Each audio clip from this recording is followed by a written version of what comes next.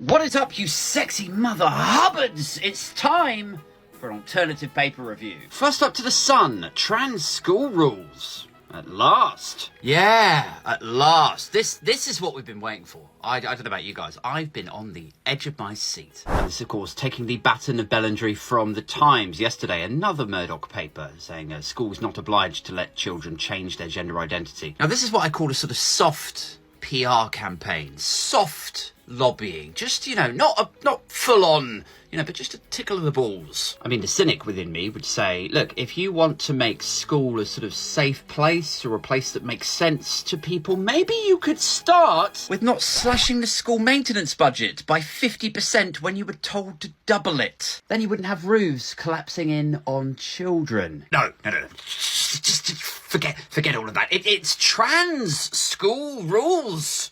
At last. Oh, well, thanks.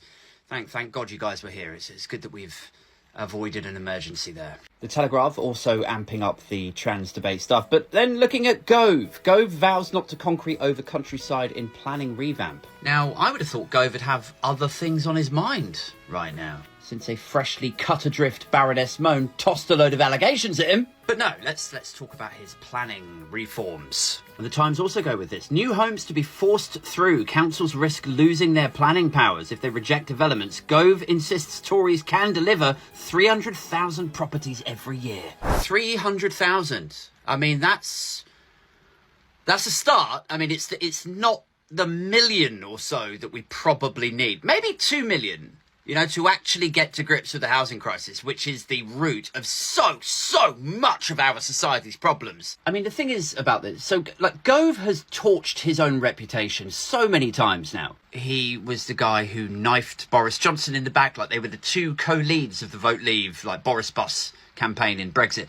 He was I think people have had enough of experts. He was that guy. He was the guy that got homeowners, or flat owners more specifically, all G'd up at the prospect of dropping the leasehold system, only to completely abandon it. Now, it's possible that all of this might be coming from a good place. He might want to build 300,000 homes a year, but the problem is his reputation is completely soiled, and the Conservative Party have been in power for 13 years. Like, anyone who reads these headlines should ask themselves a couple of questions. They should go like, okay, why should I believe you with no integrity? And why haven't you done this at all over the last 13 years when in every manifesto you committed to building 300,000 a year, you fucking clowns? Finally, how has your personal housing situation improved over that time? Over to the Mail now. NHS dentists are on the brink. Anyone else see this and go, there's still NHS dentists?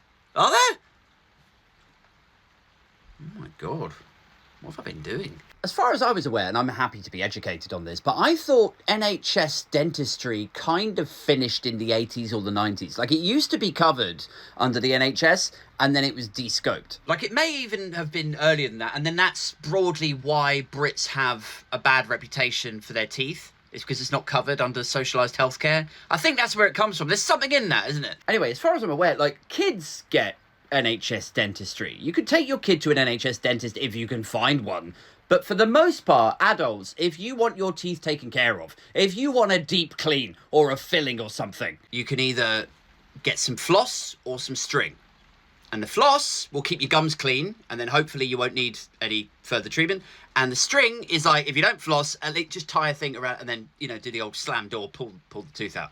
One or the other, floss or string. But yeah, I don't think this front page splash is going to be a shocker to anyone. This is like finding out your local Blockbuster video is striking. Over to some actual news now in the FT. Red Sea raids. BP halts Suez oil shipments. Honestly, this is what actually joins the dots or brings it all together for me, is when you read stuff that is actually happening that is going to affect you. What about the trans kids, Abe? Just will you shut the fuck up? Because I think most of us know this by now, but we don't extract or drill or process all of our own oil. Like, all of this talk about the North Sea oil is absolute rubbish. Like, it's there.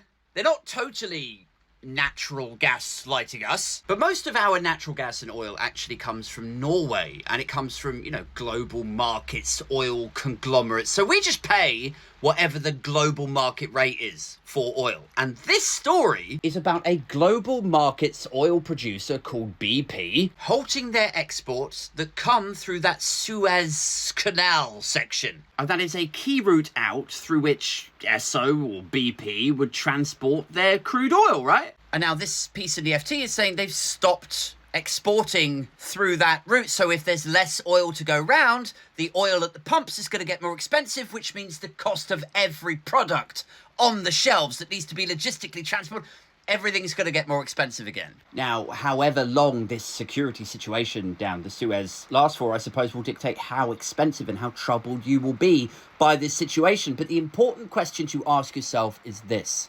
what is to be done about these trans kids?